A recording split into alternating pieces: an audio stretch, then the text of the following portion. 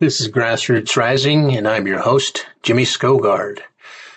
Why are our brains so lazy? We have to find labels for everything. And you know what? Turns out that they're not really lazy, they're just protecting us. Our brains are a magnificent part of our humanity. We developed them over centuries and centuries and thousands of years of evolution. They were developed to quickly react to situations and keep us alive and lead us to the top of the food chain where we are today. And we did that in large part to our ability to create labels. And yet these labels are now getting us into trouble. We are so good at creating labels so we don't have to think about things, that we're avoiding thinking about things that we really need to be thinking about.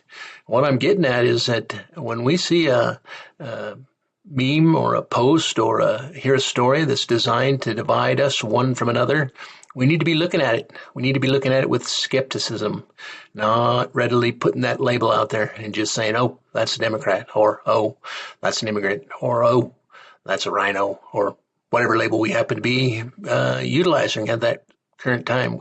I'm saying this because labels are being introduced into our mindset through our politics, through the information that we consume. And it's not a good thing, folks. Not when it stops us from thinking. Not when we ignore the underlying tension, when we don't look beneath the blankets, so to speak. We need to check behind that curtain. Yeah, the Wizard of Oz. Don't pay attention to that man behind the curtain. We need to start looking behind that curtain, you and I. And we need to start thinking about what we're being told, especially when it's a divisive topic, when it's designed to divide us from them. Because in reality, when we strip away the labels, let's say we do a little exercise here. Let's strip away the Democrat, the Republican, the unaffiliated. Strip away that label. What are we left with here in Wyoming? We're left with Wyomingites.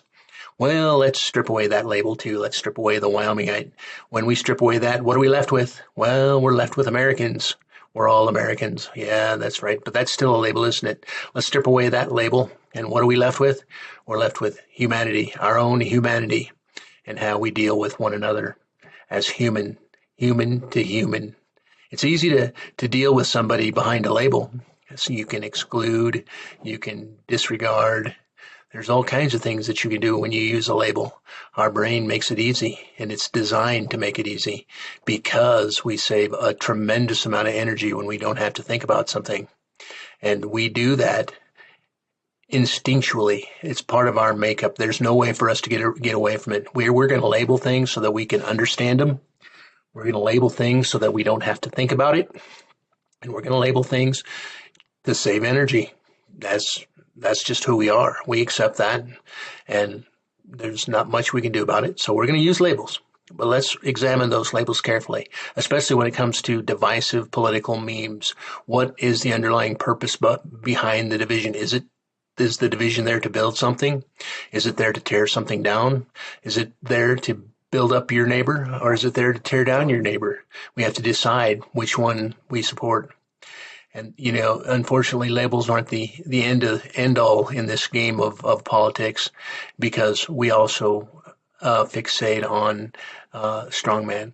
The strongman is our leader. And once we have accepted that, there is little that we're going to do to step beyond that, which is fine. That's a survival tactic also. We learned that back in the day. We learned it, and it's become part of our psychological makeup, so to speak. That's how we do when we feel threatened, when we feel challenged.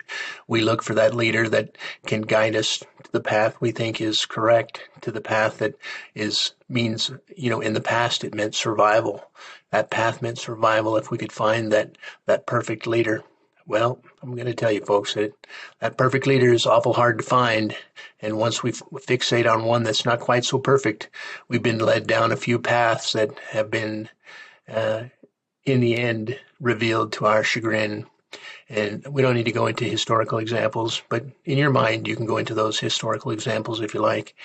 I just wanted to point out that we need to be careful. We need to be careful with our own humanity and take the path that makes the most sense to us. The one that makes the most sense to me are the ones that I learned when I was 7 and 8 years old in the basement of the Grable Alliance Church. I learned that do unto others as you would have done unto you. I learned the story of the Good Samaritan, and I learned several other parables of the Bible. The teachings of Jesus Christ are still as valid today as they were then. Anyway, waxing a little philosophical now, so thank you for listening today, and I'll talk to you tomorrow. Thank you for listening, and I'll talk to you tomorrow.